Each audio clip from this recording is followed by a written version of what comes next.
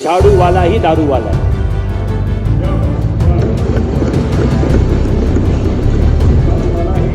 दारू वाला है, झाड़ू पूरी बड़े बुजुर्गों ने कहा है कि शराब अच्छे अच्छों को बर्बाद कर देती है, अच्छे अच्छों को डुबो देती है। भीमराव अंबेडकर जी और भगत सिंह जी का अपमान करने वाले और उनके नाम पे शराब का धंधा, स्कूलों में करप्शन, हेल्थ का करप्शन, मोहल्ला क्लिनिक में लूट, ये भ्रष्टाचारियों को पुनः ये चेतावनी कि अभी केवल 22 बचे हो, अगर इसी रास्ते पे चलोगे तो 2 भी नहीं बचोगे। ये कहना चाहता हूँ इस सदन में, अभी केवल जनता की अदालत में न्याय हुआ है, अभी कानून की अदालत में न्याय होना बाकी है।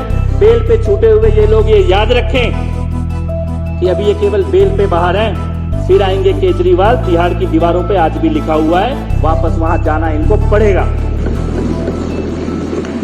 दिल्ली विधानसभा में अरविंद केजरीवाल आम आदमी पार्टी सरकार के भ्रष्टाचार का खुलासा करने वाली कैग रिपोर्ट पेश हुई तो दिल्ली में मंत्री और विधायक कपिल मिश्रा अरविंद केजरीवाल पर जमकर बरसे। कपिल मिश्रा ने अरविंद केजरीवाल को दारू वाला करार देते हुए केजरीवाल के फिर से जेल जाने की भविष्यवाणी तक कर दी है। जी हां, ये बड़ी खबर है। कपिल मिश्रा आज विधानसभा में बोले तो उन्होंने अरविंद केजरीवाल को जमकर धोया है। दरअसल शराब नीति को लेकर सदन में जो पेश की गई है कैग रिपोर्ट, उस पर बीजेपी के कैबिनेट मंत्री कपिल मिश्रा ने जब बोलना शुरू किया तो अरविंद केजरीवाल पर जमकर हमला बोला। उन्होंने सदन में अरविंद केजरीवाल को झाड़ू वाला ही दारू वाला है ये कहा और उनका ये बयान सोशल मीडिया पर काफी ज्यादा वायरल हो रहा है। कपिल मिश्रा जो कि अरविंद केजरीवाल के पुराने साथी रहे हैं और उन्होंने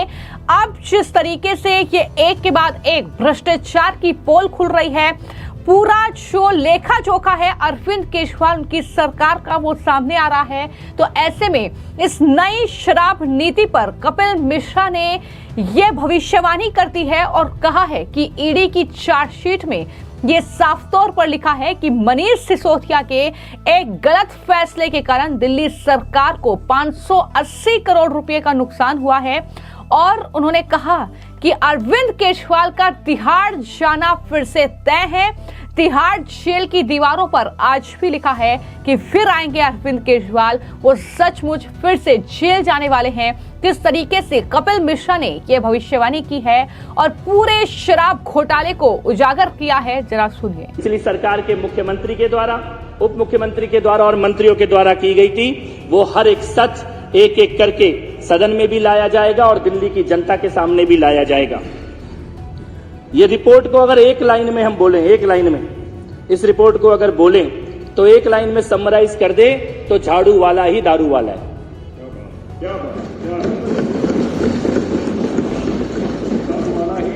दारू वाला है, झाड़ू पूरी बड़े बुजुर्गों ने कहा है कि शराब अच्छे अच्छों को बर्बाद कर देती है, अच्छे अच्छों को डुबो देती है। शराब एक ऐसी चीज है जिसमें जो डूबा वो बचा नहीं। और मैं ये कहना चाहता हूं कि इन चुनावों ने ये साबित कर दिया है कि आपदा की सरकार, उसके वो सभी मंत्री जो शराब घोटाले में शामिल थे, उसके वो सभी पूरा का पूरा जो गैंग था, इस ठेकों को खुलवाने वाला, कमीशन को खाने वाला, वो पूरा का पूरा गैंग आज अपने आप को बेरोजगार नेता बताता हुआ घूम रहा है। शिखा राय जी हमारे बीच में जीत के आई हैं, उन्होंने महिलाओं की पीड़ा का बहुत अच्छे से सदन में रखा। लेकिन इतनी ही चलती है झूठ की दुकान, इतना ही चलता है भ्रष्टाचार का खेल। इसकी एक्सपायरी डेट बहुत पहले निकल चुकी थी, जनता केवल चुनावों की प्रतीक्षा कर रही थी। ये जो सीएजी की रिपोर्ट है अध्यक्ष महोदय, इस सीएजी की रिपोर्ट को केवल रिपोर्ट के तौर पर पढ़ने के साथ साथ मैं सदन के माध्यम से दिल्ली की जनता से यह कहना चाहता हूं कि 2 डॉक्यूमेंट हैं। एक है सीएजी की रिपोर्ट और दूसरा डॉक्यूमेंट है सीबीआई की और ईडी की चार्जशीट। ये जब दोनों डॉक्यूमेंट को हम एक साथ रखते हैं तब ये पूरी तस्वीर सामने आती है कि क्या खेल रचा गया था। सतीश उपाध्याय जी ने, शिखा राय जी ने सीएजी की रिपोर्ट के तथ्यों को बहुत विस्तार से रखा है और ये रिपोर्ट बताती है कि 2000 करोड़ का नुकसान हुआ है रेवेन्यू का। ये केवल रेवेन्यू का नुकसान है, ये पूरे घोटाले की कीमत नहीं है। 2000 करोड़ तो केवल रेवेन्यू का नुकसान हुआ है कि सरकार के खाते में आना चाहिए था लेकिन आया नहीं।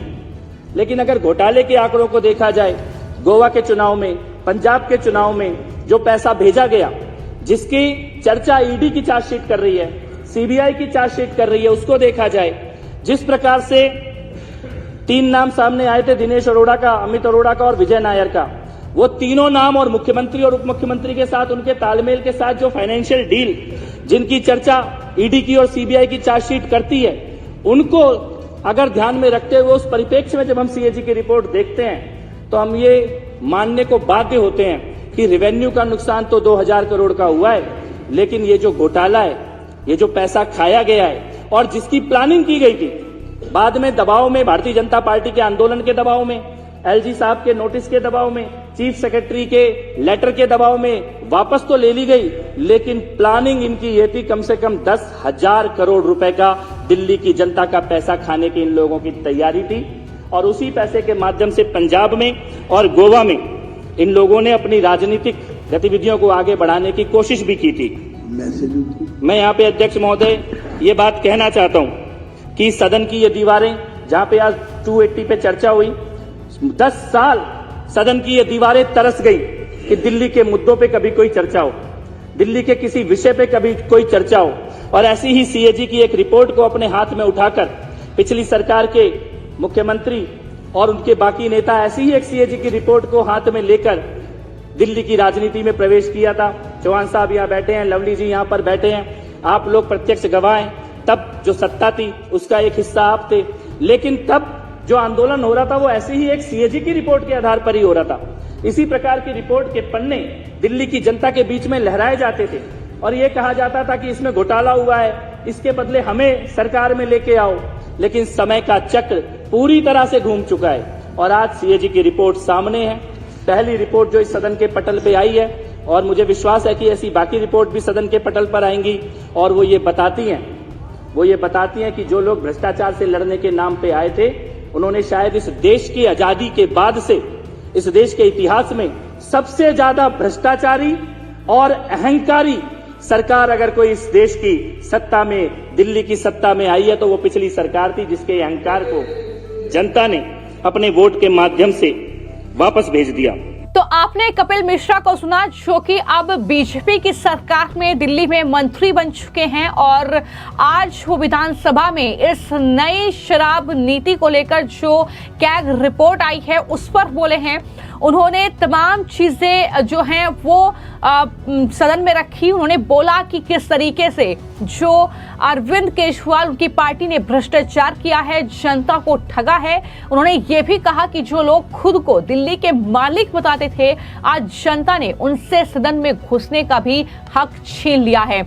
आपको बता दें कि अरविंद केजरीवाल तो चुनाव जीते नहीं, लेकिन आतिशी जिन्हें एलओपी का दर्जा दिया गया है वो दरअसल सदन से जो है आउट कर दी गई हैं। और किस तरीके से आज वो पूरे दिन धरने पर बैठी रही, क्योंकि निष्कासन उनका किया गया है। तो ऐसे में जो है जिस तरीके के वहां पर हंगामे हो रहे थे उसको लेकर भी कपिल मिश्रा बोले और कहा कि जनता ने उनसे सदन में घुसने का हक भी छीन लिया है। उन्होंने ये भी कहा कि अगर हम इस रिपोर्ट को एक लाइन में बोले तो झाड़ू वाला ही दारू वाला है, यही कहा जाएगा। उन्होंने कहा कि शराब अच्छों को बर्बाद कर देती है, ये हमारे बुजुर्गों ने कहा है और इस चुनाव ने ये साबित भी कर दिया। जिन नेताओं ने शराब के ठेके खुलवाए, आज वो बेरोजगार नेता बने घूम रहे हैं। कपिल मिश्रा यही नहीं रुके, उन्होंने पूरा लेखा जोखा सामने रखा और कहा कि 2000 करोड़ रुपए का घोटाला सिर्फ रेवेन्यू का नुकसान है। जो पैसे सरकार के खजाने में आने चाहिए वो नहीं आए। घोटाला तो इससे भी ज्यादा है। ये लोग 10,000 करोड़ पैसा खाने की तैयारी में थे। जो लोग भ्रष्टाचार के नाम पर लड़ने आए थे वो सबसे ज्यादा भ्रष्टाचारी और अहंकारी पार्टी बन गए। कुछ इस तरीके से कपिल मिश्रा ने ये बताया कि किस तरीके से स्कूलों के सामने, गुरुद्वारे के सामने, मंदिरों के सामने ठेके खोले गए और आज ये अंबेडकर को याद कर रहे हैं, आज ये अंबेडकर के सम्मान की बात कर रहे हैं, लेकिन उन्हीं के बनाए नियमों की धज्जियां इन्होंने उड़ाई है। क्या कुछ कपिल मिश्रा ने कहते हुए पूरे शराब घोटाले को विस्तार से समझाया है और किस तरीके से अरविंद केजरीवाल के फिर से तिहाड़ जेल जाने की भविष्यवाणी करती है, जरा सुनिए। सीएजी की रिपोर्ट में बताया ही गया है कि 2000 करोड़ का नुकसान है नॉन कन्फर्मिंग एरियाज जो सीएजी की रिपोर्ट में लिखा है, मैं सदस्यों को जानकारी है, पर मैं ध्यान में लाना चाहता हूं कि ये नॉन कन्फर्मिंग एरियाज क्या है। ये बहुत जरूरी है सुनने के लिए, क्योंकि जब ये इस सदन के अंदर प्रोटेस्ट करते हैं भगत सिंह जी के नाम पर, बाबा साहब अंबेडकर जी के नाम पर, तब दिल्ली की और देश की जनता को पता होना चाहिए नॉन कन्फर्मिंग एरियाज में शराब की दुकानें खोली गई। इसका मतलब है गुरुद्वारे के सामने ठेका खोला गया। चाणक्यपुरी में गुरुद्वारे के सामने ठेका खोला अरविंद केजरीवाल ने, मनीष सिसोदिया ने। मंदिरों के सामने ठेका खोला, स्कूलों के सामने ठेका खोला, कॉलेजों के सामने ठेका खोला। इसको बोलते हैं नॉन कन्फर्मिंग एरियाज, जहां पे संविधान बाबा साहब का इजाजत नहीं देता था, जहां पे कानून इजाजत नहीं देता था, एक्साइज की पॉलिसी इजाजत नहीं देती थी शराब के ठेके खोलने की। उन जगहों पर शराब के ठेके खोलने का पाप अगर किसी ने किया तो पिछली आपदा सरकार ने वो पाप किया है। सदन में ऑन रिकॉर्ड ये बात आनी चाहिए। और उसके कारण 941 करोड़ रुपए का नुकसान रेवेन्यू का दिल्ली की जनता को हुआ। अपने ही लोगों को लाइसेंस देना जिनकी एलिजिबिलिटी नहीं है, बैंक के खाते में 1 लाख रुपया पड़ा है और 100 करोड़ रुपए के टेंडर दिए जा रहे हैं जिन लोगों को, और बाद में उनकी फीस तक वापस लौटाने की नौबत आ गई। फीस वेवर कर दी गई कोरोना के नाम पर। अध्यक्ष महोदय, ये बात ध्यान देने योग्य है कि ये घोटाला तो एक पाप होता ही है, लेकिन उसकी टाइमिंग जिसकी तरफ ध्यान दिलाया गया इस सदन में, कोरोना का वो काल जब देश में हर कोई केवल ये सोच रहा था कि कैसे किसी की मदद की जाए। हमारे आदरणीय प्रधानमंत्री जी किस प्रकार से वैक्सीन की व्यवस्था हो, अस्पतालों की व्यवस्था हो, राशन की व्यवस्था हो, ये सुनिश्चित करने में लगे थे। गृह मंत्री जी स्वयं दिल्ली में जगह जगह जाकर टेम्परेरी हॉस्पिटल बने, बेड की व्यवस्था हो, ऑक्सीजन की व्यवस्था हो, उसके लिए देश के गृह मंत्री स्वयं दौरे कर रहे थे दिल्ली के अंदर। कार्यकर्ताओं के तौर पर भी, राजनीतिक पार्टी के तौर पर भी, समाज सेवी संगठनों के तौर पर भी, एनजीओ के लोग, आरडब्ल्यूए के लोग, सभी लोग सड़कों पर उतरे हुए थे। किसी तरह से भोजन की व्यवस्था हो, दवाई की व्यवस्था हो, ऑक्सीजन की व्यवस्था हो, सिलेंडर की व्यवस्था हो, सबकी चिंता यही थी। दिल्ली की माताएं और बहनें अपने घर में दिया भी जलाती थी तो रोज जगदम्बा से केवल इतनी प्रार्थना करती थी कि हे जगदम्बा, मेरे परिवार की रक्षा करना, मेरे देश की रक्षा करना। वो संकट काल कोरोना का, उस संकट काल में दिल्ली का भूतपूर्व मुख्यमंत्री और उप मुख्यमंत्री क्या कर रहे थे? उस संकट काल में दिल्ली के मुख्यमंत्री के घर में शराब के दलालों की मीटिंग चल रही थी। ये ईडी की चार्जशीट में लिखा हुआ है, सीएजी की रिपोर्ट में लिखा हुआ है। जिस समय इन्हें दवाइयों की व्यवस्था करनी थी, और खासतौर पे जो उत्तर प्रदेश से, बिहार से, उत्तराखंड से जो लोग आते हैं, दिल्ली भूली नहीं है। हमारी बस्तियों में अध्यक्ष महोदय लाउड स्पीकर से रात को 12 बजे ऐलान कराया गया कि आनंद विहार में बसें खड़ी हैं, आपको आपके घर तक छोड़ के आएंगी। लाखों लोगों को आनंद विहार में डीटीसी की बसों के द्वारा पहुंचा दिया गया और वहां पे पीने के पानी तक की सुविधा नहीं थी, घर पहुंचाने की कोई बस नहीं थी। हजारों लाखों लोगों के नरसंहार की साजिश कोरोना के काल में इस सरकार ने रची कि एक तरफ नरसंहार होता रहे, देश का ध्यान कोरोना में चलता रहे, और दूसरी तरफ ये पर्दे के पीछे दो पाप करें, शराब के घोटाले की नीति लेकर आए और अपने शीश महल को बनवाने की साजिश करे। ये दोनों पाप कोरोना के काल में दिल्ली की पिछली सरकार ने किए थे। ये दोनों पाप कोरोना के काल में किए गए थे। ये अपराध कई गुना बढ़ जाता है जब इसकी टाइमिंग को ध्यान से देखा जाता है। इनको लगा कि कोरोना का काल है, सब अपने अपने सुरक्षा में, व्यवस्था में व्यस्त हैं, कोई शराब के घोटाले की तरफ ध्यान नहीं देगा। मैं ये कहना चाहता हूं अध्यक्ष महोदय, सीएजी की रिपोर्ट में जो डिटेल है उससे आगे बढ़ते हुए अगर हम चीफ सेक्रेटरी का लेटर देखें, जिसका जिक्र ईडी की चार्जशीट में है, सीबीआई की चार्जशीट में है, सदन में ऑन रिकॉर्ड ये बात आनी चाहिए क्योंकि पिछली सरकार में इन्होंने इसके संबंध में चर्चा नहीं करने दी।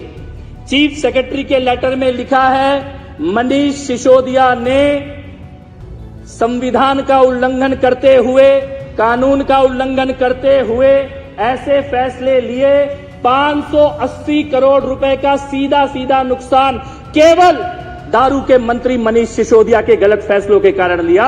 यह ईडी की चार्जशीट में लिखा हुआ है। उस वक्त इनको लग रहा था कि कैबिनेट के अप्रूवल की जरूरत नहीं है, इनको लग रहा था एलजी के अप्रूवल की जरूरत नहीं है। एक घटनाक्रम की तरफ मैं सदन का ध्यान दिलाना चाहता हूं अध्यक्ष महोदय, जिस बारे में चर्चा सतीश उपाध्याय जी ने भी की कि जो कमीशन था उसको 5% से बढ़ाकर 12% किया गया। यह सीएजी की रिपोर्ट कहती है।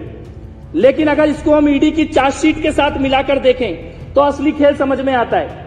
5% कमीशन कैबिनेट ने पास किया, 5% कमीशन कैबिनेट ने पास किया। कैबिनेट की अगली मीटिंग 23 मार्च 24 मार्च को होनी थी। 14 मार्च से लेकर 17 मार्च तक यही हमारी विधानसभा से थोड़ी दूर पे ओबेरॉय होटल है। इस ओबेरॉय होटल में साउथ लॉबी के शराब के दलालों को बुलाया गया, उनको रुकवाया गया। ईडी ने उसकी सीसीटीवी फुटेज भी निकाली है, ओबेरॉय होटल की प्रिंटर मशीन का डेटा निकाला है, फोटोकॉपी मशीन का डेटा निकाला है। फोरेंसिक जांच करने के बाद कैबिनेट 5% का नोट पास कर रही है। मनीष सिसोदिया के घर से जो कंप्यूटर जब्त किया गया उसमें लिखा है कि कैबिनेट नोट के 5% को सिसोदिया के अपने कंप्यूटर पे एडिट करके 12% कर दिया गया। कोई कैबिनेट का अप्रूवल नहीं था, कोई एलजी का अप्रूवल नहीं था। 5 को 12 करके 14 मार्च से 17 मार्च के बीच में ओबेरॉय होटल में शराब के दलालों की जो मीटिंग होती है, सीसीटीवी फुटेज में शराब के दलालों के हाथ में 36 पेज की दिल्ली की एक्साइज पॉलिसी की वो कॉपी थी जो कॉपी अभी तक कैबिनेट ने पास नहीं की थी। ये पाप इन लोगों ने यहां पे किया है। जो कैबिनेट से पास होनी बाकी थी नीति, शराब के दलालों के पास एक हफ्ते पहले वो कॉपी थी। सीसीटीवी फुटेज इसको वेरीफाई कर रहा है, हमारा फोटोकॉपी मशीन का फोरेंसिक डाटा इसको वेरीफाई कर रहा है, मनीष सिसोदिया का कंप्यूटर का डेटा इसको वेरीफाई कर रहा है कि सीधे सीधे इन्होंने शराब के दलालों के साथ। और जो व्हाट्सएप चैट सामने आई है, मुझे लगता है कि 15 किलो घी का मतलब सबको पता है सदन में। 15 किलो घी मनीष सिसोदिया व्हाट्सएप पे मंगा रहे हैं और 15 किलो घी के बदले 15 करोड़ रुपए कौन से अंगड़िया के माध्यम से गोवा में कहां पे डिलीवर किया गया। 3 अंगड़ियों को उसका ठेका दिया जा रहा है, वहां पे गोवा में उसके पैसे डिलीवर किए जा रहे हैं। विजय नायर किसके लिए कहा? कैलाश गहलोत जी अध्यक्ष महोदय यहां पे बैठे हैं, मैं थोड़ा सा समय और लूंगा बस आपका। कैलाश गहलोत जी पिछली सरकार में मंत्री थे। कैलाश गहलोत जी के लिए यहां पे बंगला आवंटित था, सरकारी बंगला, लेकिन उसमें गहलोत जी नहीं रहते थे, उसमें विजय नायर रहता था। उसमें विजय नायर रहता था, वही विजय नायर जो फेस टाइम पे कॉल करता है और समीर महेंद्रू फेस टाइम पे विजय नायर कॉल करता है और समीर महेंद्रू से सीधे अरविंद केजरीवाल बात करता है और उससे कहता है विन विन सिचुएशन होगी, विन विन सिचुएशन, जो बोले वो कर दो। शरद रेड्डी, उससे मिलने के लिए मुख्यमंत्री के घर के बगल में मीटिंग की जाती है। मुझे लगता है कि शराब के घोटाले के इन तथ्यों के ऊपर ईडी की चार्जशीट, सीबीआई की चार्जशीट और सीएजी की रिपोर्ट, इन तीनों को कंबाइंड करते हुए इसको इस सदन में देखा जाना चाहिए, पढ़ा जाना चाहिए। किस प्रकार से, चाहे वो बुच्ची बाबू का चैट हो, व्हाट्सएप चैट हो जो कविता रेड्डी का सीए है, चाहे वो विजय नायर की व्हाट्सएप चैट हो, समीर महेंद्रू की व्हाट्सएप चैट हो, चाहे वो सनी मारवाह के पिता का स्टिंग ऑपरेशन हो जिसमें वो बोल रहा है 5% से 12% करो और 6% हमें वापस दो ब्लैक में। ये मनीष सिसोदिया ने बोला 5% से 12% कर देंगे, 6% वापस लेंगे ब्लैक में। ये अरविंद केजरीवाल और मनीष सिसोदिया के अपने बोले हुए शब्द हैं। पैसों के लेन देन का डॉक्यूमेंट उपलब्ध है और मैं ये कहना चाहता हूं इस सदन में, अभी केवल जनता की अदालत में न्याय हुआ है, अभी कानून की अदालत में न्याय होना बाकी है। बेल पे छूटे हुए ये लोग ये याद रखें कि अभी ये केवल बेल पे बाहर हैं, फिर आएंगे केजरीवाल। तिहाड़ की दीवारों पे आज भी लिखा हुआ है, वापस वहां जाना इनको पड़ेगा। तो न सिर्फ कपिल मिश्रा जो है वो विधानसभा में बोले, बल्कि विधानसभा के बाहर जिस तरीके से अपने निलंबन को लेकर आम आदमी पार्टी के तमाम विधायक बवाल कर रहे हैं, उसको लेकर भी कपिल मिश्रा ने ये साफ तौर पर कहा कि स्पीकर विजेंद्र गुप्ता ने नियमों के तहत ये कार्रवाई की है। आम आदमी पार्टी के नेताओं को भी नियम जरूर पढ़ने चाहिए। आप विधायकों का आरोप यह है कि उन्हें विधानसभा में एंट्री नहीं दी जा रही है, उसके साथ अन्याय हो रहा है। लेकिन मैं आपको बता दूं कि उनका निलंबन हो चुका है, जिसको लेकर कपिल मिश्रा ने किस तरीके से आतिशी को हिदायत भी दी है, जरा सुनिए। 170 मोबाइलों को तोड़ा गया अध्यक्ष महोदय, 18 मोबाइल खुद मनीष सिसोदिया ने तोड़े अपने। हमारे यहाँ तो थाने में कोई कैरेक्टर सर्टिफिकेट लेने जाता है तो एसएचओ बस उसका मोबाइल नंबर देखता है और कहता है अगर 10 साल पुराना नंबर चल रहा है इसका मतलब बंदे में कोई प्रॉब्लम नहीं है, रोज रोज नंबर वही बदलता है। ये तो सबसे पहले, जिसका हर महीने नंबर बदल रहा है इसका मतलब वो कोई घोटाला कर रहा है। 18 मोबाइल तोड़े हैं मनीष सिसोदिया ने।